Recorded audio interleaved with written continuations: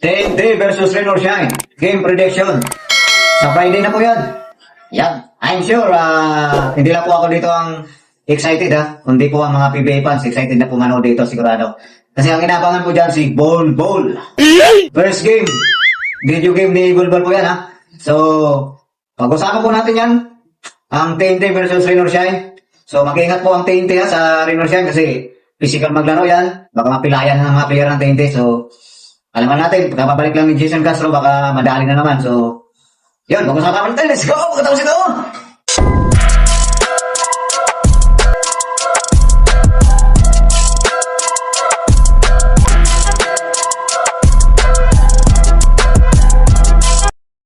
Okay, what's up mga tropa? Woo! Magandang araw sa ating lahat. Kung saan man tayong sulok ng mundo ngayon, magandang araw at magandang gabi sa ating lahat. So, hi fans! Hi mga TNT fans! Yo! Pwede po ba makahingi isang pabor dyan kung hindi pa po nakapag-subscribe? Mag-subscribe po tayo sa ating YouTube channel. Yan, maraming salamat po. Yan, umpisa na po natin ang game prediction. TNT versus Rain or Shine. Yan. Unahin po natin ang TNT, siyempre. Unahin po natin TNT So, ang gagawin po ng TNT Tropang 5G, siyempre,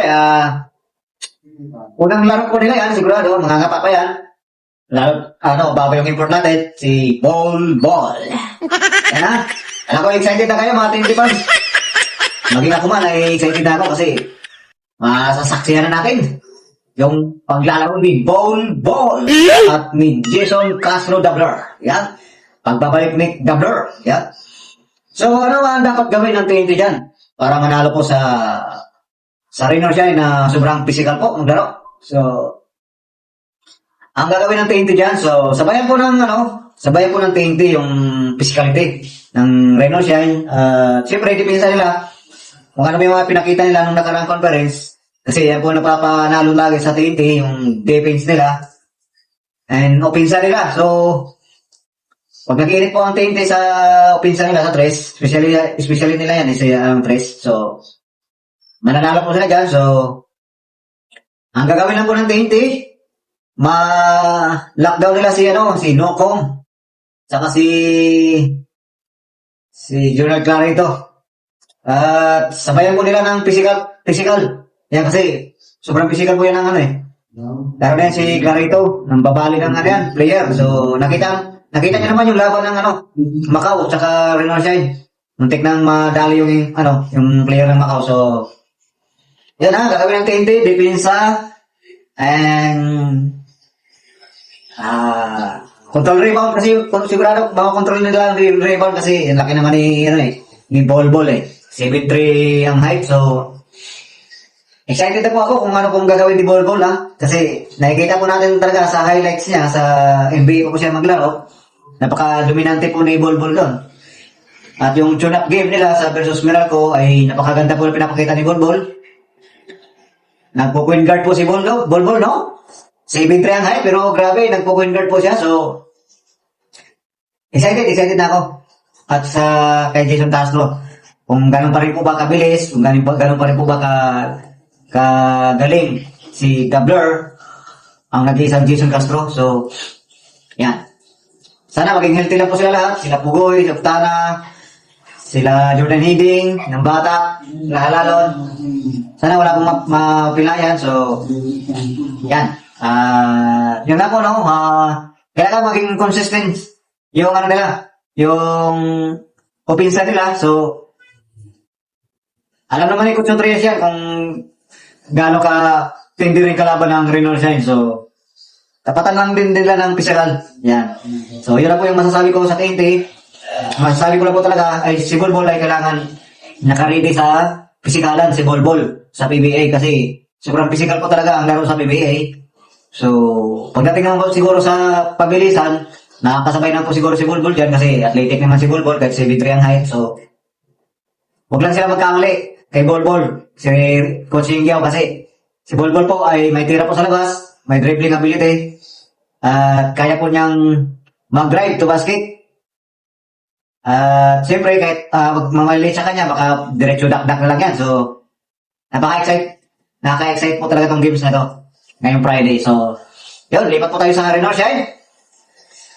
Sa Rain or Shine naman po, ang prediction ko dito ay Number 1 pong gagawin din nila ay depensa po. Yan, depensahan po nila ang mga point guard ng TNT 3.5J. Like Jason Castro, Jordan Hiddink, Reynan Batak, at siyempre yung dalawang sniper natin, si Aaron Pugoy at si Calvin Uptala. Yan. Pag hindi nila ma-maximize yan, pag depensa dyan, sigurado tatambak sila ng TNT dyan.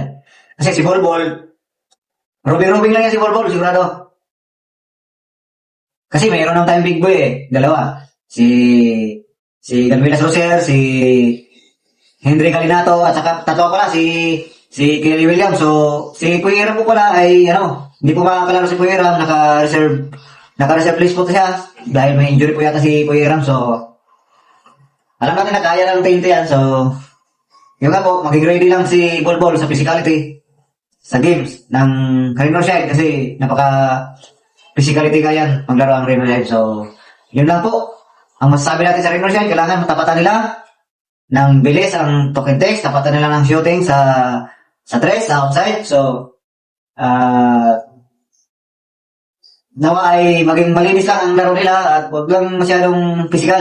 Kasi, ang TNT po, pagka physical po sila, lalaban po talaga ng physikalan din po yan, TNT 3.5J. So, sino po bang excited dito sa TNT versus Reno Shine sa labanan ng TNT ngayong Friday? So, kung maging excited man kayo, kung hindi man kayo TNT fans, kung PBA fans man kayo, mag-comment lang po kayo sa baba kung sino pong sa tingin nyo, kung sino mananalo dito, kung ano pong prediction nyo. So, ang prediction ko dito, sabihin ko, mananalo po ang TNT rito, ha? Prediction ko, mananalo ang TNT rito. Yan. Kasi, ang TNT po talaga ay ginala po sila sa running guard. So, ang Reno Shine ay ganun din po ang laruan ng Reno Shine. So, depensa lang po talaga magka-difference yan.